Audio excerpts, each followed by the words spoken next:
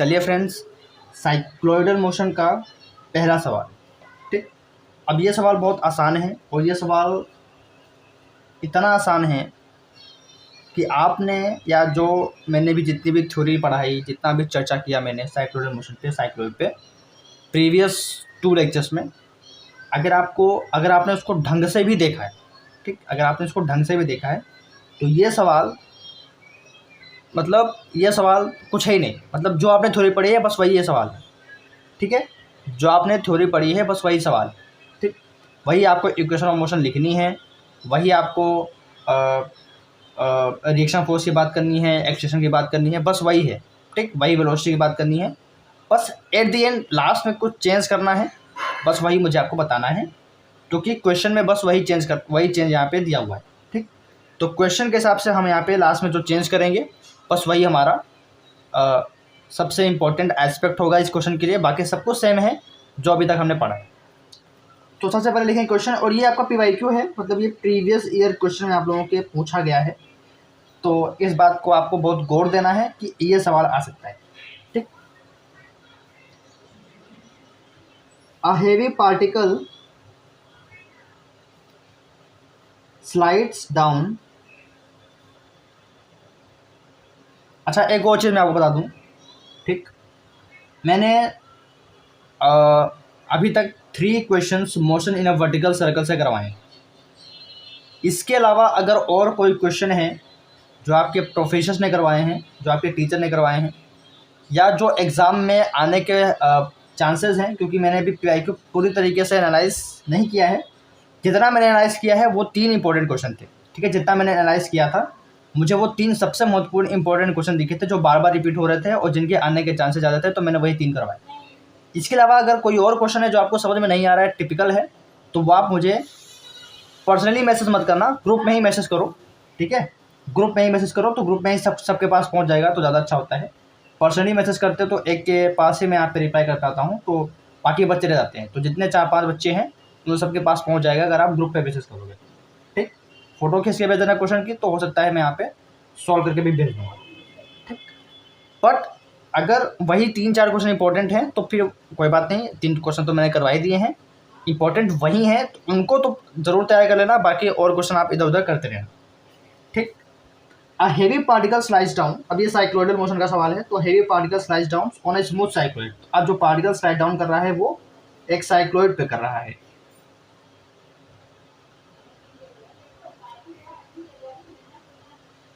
और अब थोड़ा हम लोग फटाफट क्वेश्चन करेंगे क्योंकि काफ़ी टाइम जाता है।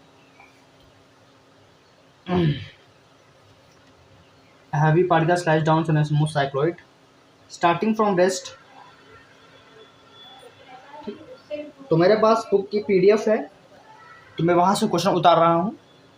आप लोगों के पास अगर नोट्स में ये क्वेश्चन करवाया गया तो आप वहाँ से क्वेश्चन को देख लीजिए। Starting from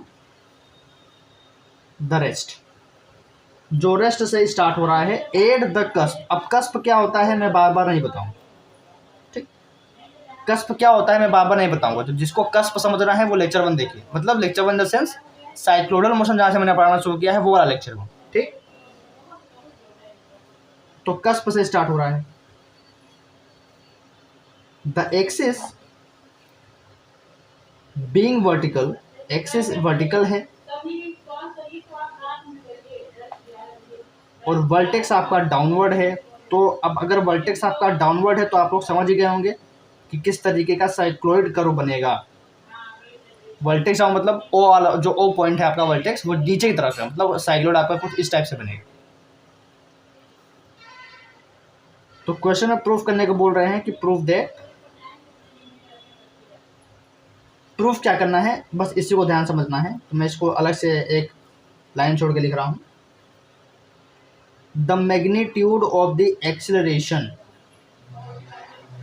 the magnitude of the acceleration. अब देखो इस क्वेश्चन में सिर्फ एक्सेलरेशन की बात करी गई है, इसका मतलब हमें रिजल्टेंट एक्सेलरेशन को ध्यान में देना है। ये मैं पूरा जो यूनिट 1 था आपका मैकेनिक्स का बहुत चिल्लाया, तो हर एक क्वेश्चन में चिल्लाया था कि जहाँ पे सिर्फ एक्सेलरेशन की बात करें, रिजल्टेंट आपको समझना है। ठीक है, तो यहाँ पे भी सिर्फ एक्सेलरेशन की बात करी है, मतलब हमें रिजल्टेंट एक्सेलरेशन को ध्यान में रखना होगा। The magnitude of the acceleration of the particle of the particle is equal to G. तो जब आपका रिजल्टेंट एक्सीलरेशन है पार्टिकल का वो जी के बराबर है। एक तो ये प्रूफ करना है। Eight every point eight every point at every point of its path and that when it arrives, तो जब पार्टिकल आपका वर्टेक्स पे आ जाएगा, when it arrive at the vertex, जब पार्टिकल आपका वर्टेक्स पे आ जाएगा, जब पार्टिकल आपका वर्टेक्स पे आ जाएगा तो वहां पे जो प्रेशर है, the pressure on the curve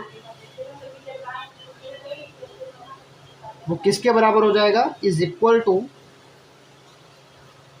to twice the weight of the particle, twice the weight of the particle. तो क्वेश्चन में मत जाइए कि बहुत बड़ा क्वेश्चन है, क्वेश्चन बहुत आसान है। आपको प्रूफ क्या करना है, ये जो इतना दिया है ये आपको प्रूफ करना है, ठीक, ये आपको प्रूफ करना है। तो क्वेश्चन की लैंग्वेज आसान हो जाएगी जब आप स्टार्ट करना शुरू करोगे। तो मैं कहने से क्वेश्चन आपको तभी समझ में आएंगे और तभी लगना शुरू होंगे जब आप थोड़ा बहुत उसको स्टार्ट करना शुरू करोगे। जब आप स्टार्ट ही करना नहीं शुरू करोगे तो क्वेश्चन आपको पहले से ही हार्ड नज़र आएगा, ठीक। ये मैंने फील किया है, ठीक है, जब मैं एसटीसी में पढ़ता था तो मैंने फील किया है। जो मेरे स्टूडेंट्स थे वो जो मेरे साथ पढ़ते थे, हालांकि तभी मेरी मैकेनिक्स काफ़ी स्ट्रॉन्ग थी, ठीक। अपने ग्रुप में हमारा भी एक फ्रेंड सर्कल था, आपका भी फ्रेंड सर्कल होगा, तो हमारी मैकेनिक्स स्ट्रॉन्ग थी, मेरी मैकेनिक्स स्ट्रॉन्ग थी और बाकी और लोगों से। उसका रीज़न था कि मैं एनालाइज करता था और उन चीज़ों को ध्यान में रखता था जो स्टार्टिंग में ज़रूरी है, ठीक, और बाकी लोग वो भूल जाते थे। और आप स्टार्टिंग का भूल गए तो एंड कैसे करोगे, ठीक।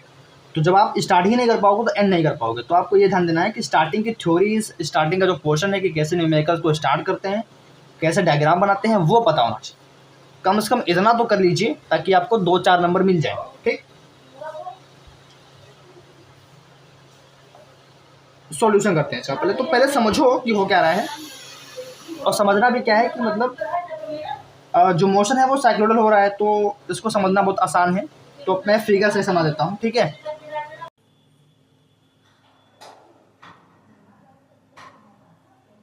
Now if you see this figure, because question में क्या कह रहा है, heavy particle slides down smooth cycloid starting from the rest at the कस्ट the axis being vertical and vertex downward. तो ये आपका वर्टेक्स है, ये आपका डाउनवर्ड पोजीशन पे है, ये आपका कस पे है, यहाँ से पार्टिकल आपका स्टार्ट हो रहा है, और यहाँ पे चूंकि पार्टिकल यहाँ से स्टार्ट हो रहा है तो यहाँ पे वेलोसिटी कितनी होगी, 0, ठीक।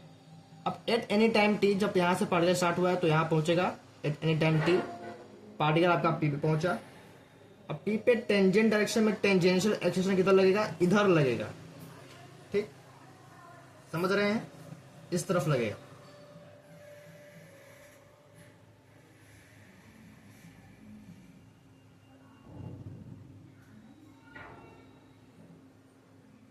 ठीक, पार्टिकल आपका यहाँ से स्टार्ट हुआ है। अब पी पॉइंट पे टेंजेंट डायरेक्शन क्या होगी, वो ये वाली होगी। नॉर्मल डायरेक्शन क्या होगी, ये वाली होगी। इधर आपका रिएक्शन भी लगेगा, यहीं पे आपका m v square by rho भी लगेगा, इस तरफ आपका एम जी लगेगा, ठीक। अब आप देखो कि ये एंगल साई होगा, तो अगर एम जी के मैं 2 कंपोनेंट करूं तो ये वाला एंगल भी साई होगा, and this is m g cos psi and this is m g sine psi, ठीक। और टेंजेंट पे आपका क्या होगा, d2s अपॉन dt स्क्वायर, यहाँ पे टेंजेंशियल एक्सीलरेशन होगा। तो जैसा कि आपने अभी इससे पहले जो मैंने थ्योरेटिकल सेक्शन किया था, जहाँ पे मैंने आपको इक्वेशन ऑफ मोशन डिराइव करके दिखाया था साइक्लोइडल मोशन के लिए, वैसा ही आपको यहाँ पे सेम उतारना है, ठीक। तो पहला वाला क्या था कि m d2s upon dt square, ठीक है। एम जी साइन साई आपका अपोजिट में होगा तो माइनस का एम जी साइन साई के बराबर होगा, ये पहला मैंने बताया था। और दूसरा इसके लिए क्या बताया था कि m v square by rho बराबर होगा आर माइनस एम जी को साई। आर पॉजिटिव क्यों है, क्योंकि आर सेम डायरेक्शन में है जिस डायरेक्शन में आपका क्या है, नॉर्मल एक्सीलरेशन। तो ये तो मैंने आपको पहले से बता रखा है पिछले वाले वीडियोस में, ठीक। तो उसी का मैं यूज़ कर रहा हूँ और मैंने स्टार्टिंग से ही बोला था यहाँ पे पिछली चीज़ें यहाँ पे यूज़ होंगी इस क्वेश्चन के लिए,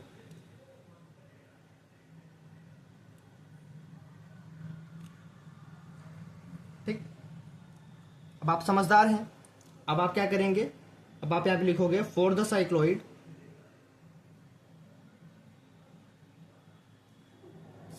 के लिए हमने आपको क्या बताया है, इंट्रिंसिक इक्वेशन बताई है which is s is equal to 4a sine psi बताई है। तो मैं 1 और 3 का यूज करूंगा। तो from 1 and 3 we get 1 and 3 से हमें क्या मिलेगा, साइन साई की जगह मैं क्या यूज करूंगा, S upon 4a। Sine psi की जगह मैं क्या यूज करूंगा, एस अपॉन 4a। यहां से आप साइन साई की वैल्यू निकाल लोगे जो कि आएगी एस अपॉन 4a। तो मैं यहाँ पे पुट करूंगा और एम और एम को कैंसिल करूंगा। बात समझ में आ रही है, क्लियर है, ओके। तो आगे बढ़ते हैं। तो क्या मिल जाएगा, मैं इसी पेज पकड़ लेता हूं। हमें फिलहाल मिल जाएगा d2s upon dt square will be equal to g sine psi की जगह आ गया s अपॉन 4a, ठीक। ये आपके पास मिल गया। अब मैं d2s अपॉन dt स्क्वायर को v dv बाई ds में चेंज कर लेता हूं। आओ, वैसे सब आप कर चुके हो, प्रैक्टिस मैंने करवा रखी है आपको पिछले वीडियोस में। तो मैं चाहता तो डायरेक्ट लिख लेता, लेकिन चलिए स्टेप बाय स्टेप आपको बताते भी चलते हैं। तो d2s अपॉन dt स्क्वायर को मैंने चेंज किया v dv और ds में। इधर है माइनस का g बाई 4a और s, ठीक। क्योंकि साइन साई की जगह क्या आ गया था, s अपॉन 4a आ गया था। अच्छा, मैंने यहाँ पे माइनस नहीं लगाया, यहाँ पे माइनस होगा, ठीक है। नाउ वेरिएबल से वेरिएबल वाला मेथड यहाँ पे लगाते हैं। तो v dv is equal to minus g by 4a s ds। Integrate करते हैं, आप यहाँ पे लिख सकते हो कि ऑन इंटीग्रेटिंग, तो एक लाइन आपका बढ़ जाएगा, ठीक है, सॉल्यूशन। तो जैसे जैसे आप यहाँ पे चीज़ें यूज करते रहेंगे, ठीक है, थोड़ी थोड़ी एडिशनल इन्फॉर्मेशन आप यहाँ पे ऐड करोगे तो आपका जो आंसर है वो बढ़ता जाएगा। तो जितने भी नंबर का, जैसे 6 नंबर का है, 8 नंबर का है, तो उस हिसाब से उसकी जो वैल्यू है वो एड ऑन हो जाएगी, समझ रहे हैं। तो ये हम शॉर्टकट कर रहे हैं, बाकी आपको यहाँ पे लिखना है कि ऑन इंटीग्रेटिंग वी गेट, ठीक। वी डीवी का इंटीग्रेशन हो जाएगा v square upon 2 minus as it is g constant 4a constant, s का हो जाएगा एस स्क्वायर बाई 2, एक आर्बिट्रेरी कॉन्स्टेंट आएगा C1 बोल देता हूँ, ठीक। यहाँ पे साइड में लिख लेना C1 इज आर्बिट्रेरी कॉन्स्टेंट। यहां से मैं वी स्क्वायर की वैल्यू निकालूंगा तो क्या आएगा क्या आएगा फ्रेंड्स, माइनस का जी बाई 4a। ये 2 इधर मल्टीप्लाई होगा तो 2 से 2 कैंसिल हो जाएगा, तो बचेगा एस स्क्वायर और 2 C1 हो जाएगा। अगेन है कॉन्स्टेंट, तो मैं इसको C1 ही लेट करके चलता हूँ, ठीक। ये सब बताया हुआ है मैंने, ठीक है ना। C1 की वैल्यू निकालते हैं इनिशियल कंडीशन से। इनिशियली और इनिशियल कंडीशन पे पॉइंट ए पे हम देखेंगे तो पॉइंट ए पे वेलोसिटी 0 है। Point A v is equal to 0, velocity आपकी 0 है। और मैंने बताया था कि कस्प पॉइंट पे जो ए पॉइंट है, जिसे आप कस्प कहते हैं, यहाँ पे s 4a के बराबर हो जाता है। यहाँ पे s किसके बराबर होता है, 4a के बराबर होता है। क्यों, क्योंकि एंगल पाई बाय 2 होता है, ठीक। एंगल क्या होता है, पाई बाय 2 होता है। तो इन सभी चीज़ों का हम यहाँ पे यूज करते हैं। तो क्या मिल जाएगा, 0 इज इक्वल टू माइनस का जी बाई 4a, एस स्क्वायर की जगह 4a का स्क्वायर आ जाएगा which is 16a square plus C1। Again आप इस a से इस a को कैंसिल करेंगे, 4 4 जा 16 हो जाएगा, तो 4ag बचेगा, माइनस में बचेगा, कोई a उधर जाएगा तो प्लस में हो जाएगा। तो C1 की वैल्यू क्या मिल जाएगी, 4aj। इस C1 की वैल्यू हम यहाँ पे ऊपर वाले इस वाले में पुट करेंगे तो क्या मिल जाएगा, v square is equal to minus g by 4a s square plus 4aj। अभी तक कितनी इक्वेशन थी, 3 हो गई थी I think. So this is 4, this is 4। समझ में आ रहा आप लोगों को,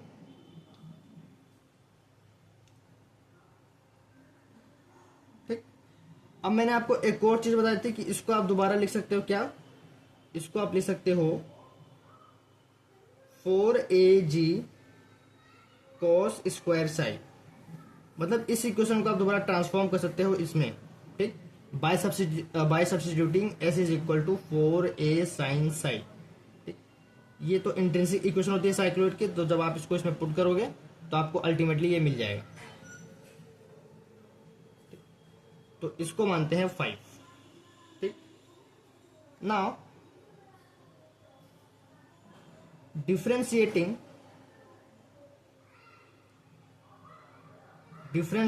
इक्वेशन 3।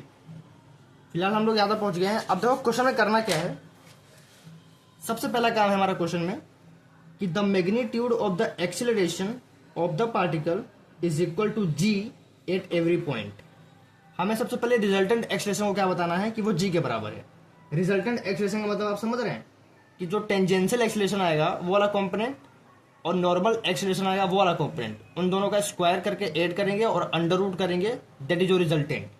तो वो जी के बराबर आना चाहिए। तो सबसे पहले यही निकालते हैं, ठीक है। इसके लिए हम पहले ये जो इक्वेशन नंबर 3 है इसको डिफरेंशिएट करेंगे साई के रेस्पेक्ट में। तो जरा देखो क्या मिलेगा जब आप इसको साई के रेस्पेक्ट में डिफरेंशिएट करोगे। क्यों कर रहे हैं? ताकि हमें क्या मिल जाए, ताकि हमें ds बाई डी साई मिल जाए, और ds अपॉन डी साई का मतलब होता है रो मिल जाए, और रो किस में यूज होगा? नॉर्मल एक्सेलरेशन में यूज होगा, इसीलिए मैं कर रहा हूँ, ठीक। तो सब कुछ करने का एक तरीका होता है। तो ये सब मुझे पता है क्योंकि हाँ मुझे ये क्वेश्चन आता है, क्योंकि मैंने इस क्वेश्चन को पहले ही पढ़ लिया है कि हमें एक्सेलरेशन निकालना है, और यहाँ पे एक्सेलरेशन दो ही काम कर रहे हैं, एक टेंजेंशियल एक नॉर्मल। तो टेंजेंशियल में क्या होता है? d2 upon D T square होता है, तो आसान है, ठीक। d2 upon D T square तो आसान है, क्यों? क्योंकि d2 upon D T square की वैल्यू यहाँ पे दे भी रखी है। m से m कैंसिल करोगे तो d2 upon D T square निकल आएगा, माइनस का g साइन से, तो इसको तो पुट कर देंगे अंडर रूट वाले रिजल्टेंट वाले एक्सप्रेशन के फॉर्मूले में। But how you will find v square by rho? आप वी स्क्वायर बाई रो कैसे निकालोगे? समझ रहे? आप वी स्क्वायर बाई रो कैसे निकालोगे? तो आपको रो पता होना चाहिए। तो रो कैसे निकलेगा? ds बाई डी साई, मतलब इस वाले इक्वेशन को आप साई के रेस्पेक्ट में डिफरेंशिएट कर दोगे तो हमें रो मिल जाएगा।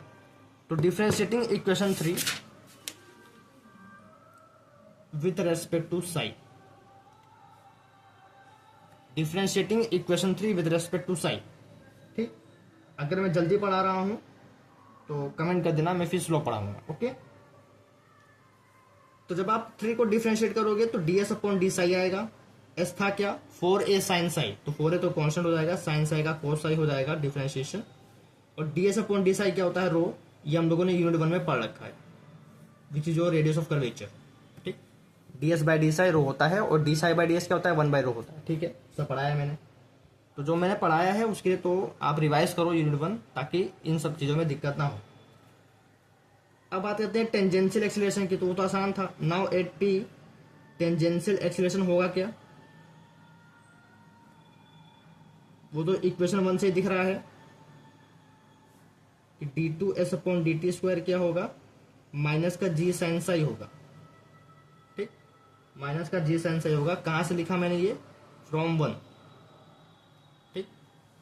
And at p normal acceleration क्या होगा? 8p नॉर्मल एक्सेलरेशन क्या होगा? v square by rho, v square by rho होगा। और v स्क्वायर की वैल्यू हम यहाँ पे निकाल चुके हैं। v स्क्वायर की वैल्यू क्या निकाले हैं? 4ag cos स्क्वायर साई, तो मैं ये वाला यूज कर ले रहा हूँ, 4ag cos square Sai, 4ag cos square Sai. और रो की वैल्यू अभी मैंने क्या निकाली है? 4a cos साई, तो इसकी वैल्यू हम यहाँ पे पुट कर देते हैं 4a cos साई। एक cos साई को कैंसिल करेगा, ये वाला a इसको कैंसिल करेगा, ये 4 कैंसिल हो जाएगा, तो अल्टीमेटली बचेगा क्या? g cos Sai. क्या बचेगा friends? g cos Sai. Now you will find resultant acceleration. अब आप रिजल्टेंट एक्सेलरेशन निकाल सकते हो क्योंकि दोनों कंपोनेंट आपके पास आ गया है। तो रिजल्टेंट एक्सेलरेशन पहला हमारा एम था निकालना। तो रिजल्टेंट एक्सेलरेशन क्या हो जाएगा? 8p। Resultant acceleration 8p is given by मैं r a से डिनोट कर दे रहा हूं, ठीक ठीक, r a से, जहां पे a क्या है? एक्सेलरेशन। तो अंडर रूट क्या होता है? टेंजेंशियल एक्सेलरेशन, पूरा लिख दे रहा हूं एक बार में, का स्क्वायर ताकि आपको याद भी हो जाए। नॉर्मल एक्सेलरेशन का स्क्वायर, याद करिए लेक्चर्स ऑफ यूनिट 1, ठीक, जहाँ पे हम पढ़ रहे थे ये सब थ्योरेटिकल टॉपिक्स, जहाँ पे हम फॉर्मूला डिराइव कर रहे थे, ये सब मैंने बताया था। तो टेंजेंशियल एक्सेलरेशन का स्क्वायर करना है, और टेंजेंशियल एक्सेलरेशन क्या है, जी साइन साई का माइनस, यानी माइनस जी साइन साई। और नॉर्मल एक्सेलरेशन का भी करना है, विच इज जी कोसाइन। तो वैल्यूज हम यहाँ पे पुट करते हैं, रिजल्टेंट एक्सेलरेशन की वैल्यू निकालते हैं। बोला क्या है, किसके बराबर होगा, जी के बराबर बोला है। तो आइए चेक करते हैं कि जी के बराबर आता है कि नहीं।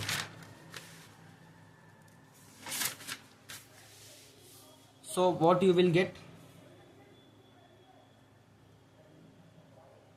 अंडर रूट टेंजेंशियल एक्सेलरेशन का square which is minus G sine psi का होल स्क्वायर, और ये आया था जी कोस साई। अब आप समझ गए होंगे कि ये इसका आंसर जी ही आएगा, ठीक।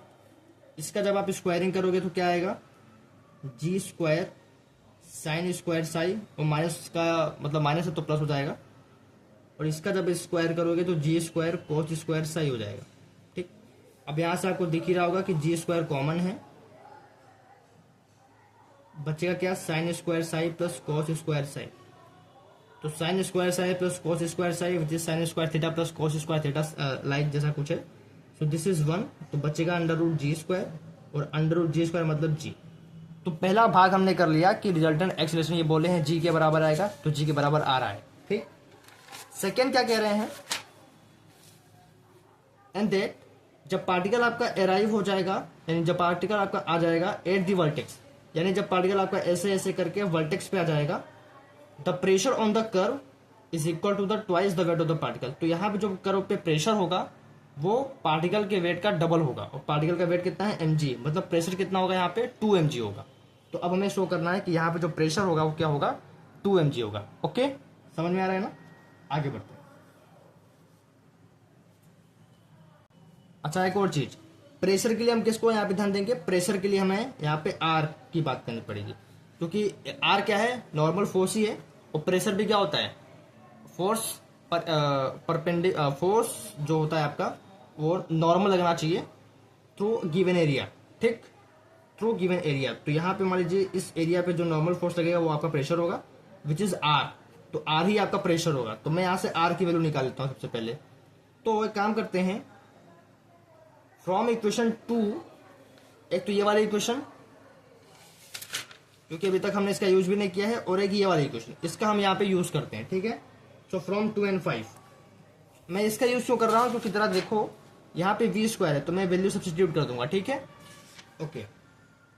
अच्छा, एक और चीज है, यहाँ पे रो है तो मैं रो की वैल्यू भी सब्स्टिट्यूट कर दूंगा, क्योंकि रो की वैल्यू मैं निकाल चुका हूँ। तो दोनों की वैल्यू सब्स्टिट्यूट करूंगा, किसमें, इन सभी में, ठीक। तो फ्रॉम 2 and 5, चलो आगे बढ़ते हैं। फ्रॉम, क्वेश्चन बहुत बड़ा नहीं है, आसान है, एक बार देख लेना ये वाली जो वीडियो है, तब आपको समझ में आ जाएगा। फ्रॉम 2 and 5 वी गेट, सबसे पहले मैं आर को एक साइड रखता हूं, क्योंकि आर ही आपका क्या होगा, प्रेशर को डिनोट करेगा, ठीक। तो आर को मैं एक साइड रखूंगा तो क्या बचेगा मेरे पास, कहाँ गया, ये इधर आएगा, तो m v square by rho plus m g cos side,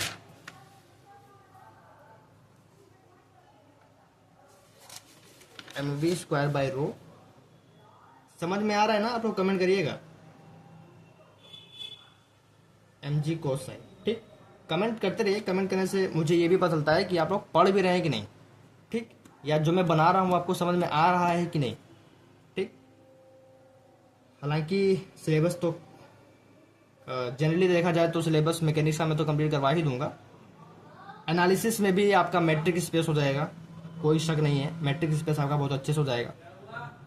अब एनालिसिस में मैं सोच रहा हूँ कि जो आपकी सेकेंड यूनिट है, जिसमें आप अल्टरनेटिंग सीरीज वगैरह पढ़ रहे हैं, उसको मैं कंप्लीट करवा दूँ, ठीक।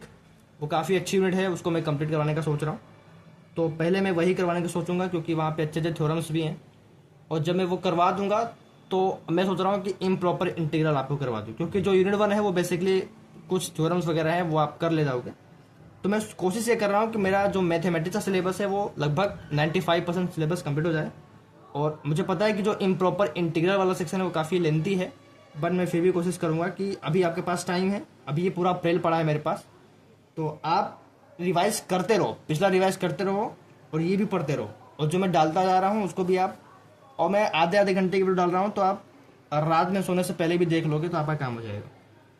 ठीक, बाकी लेक्चर्स हम बाद में देंगे। ठीक है, वी स्क्वायर की वैल्यू क्या है, 4 AG cos square sine. Actually तबीयत मेरी बहुत ज़्यादा ख़राब हो गई थी, और तबीयत इन द सेंस मतलब 15-20 दिन का गैप हो गया था, समझ रहे हैं।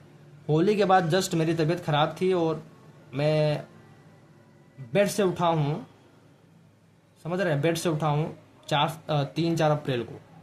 तो बहुत लंबा समय था, बहुत लंबा गैप हो गया था, दैट्स वाई वीडियोस नहीं आई। नहीं तो इन 15 दिनों में आपका मैट्रिक स्पेस कब का हो चुका होता, मोशन इन वर्टिकल सर्कल यानी जो ये यूनिट नंबर 3 चल रही है, या कभी ये भी कब का हो गया होता, और मैं अभी आपको पढ़ा रहा होता एडवांस एनालिसिस में यूनिट 2, वो भी ख़त्म हो रही होती क्योंकि 15 दिन में काफ़ी कुछ हो जाता, और मैं पढ़ा रहा होता आपको लास्ट यूनिट, मैकेनिक्स की लास्ट यूनिट, वो चल रही होती। ठीक, तो इन 15 दिनों का जो लॉस हुआ है वो मैं भी एक्सपेक्ट नहीं कर रहा था कि ऐसा कुछ होगा भी।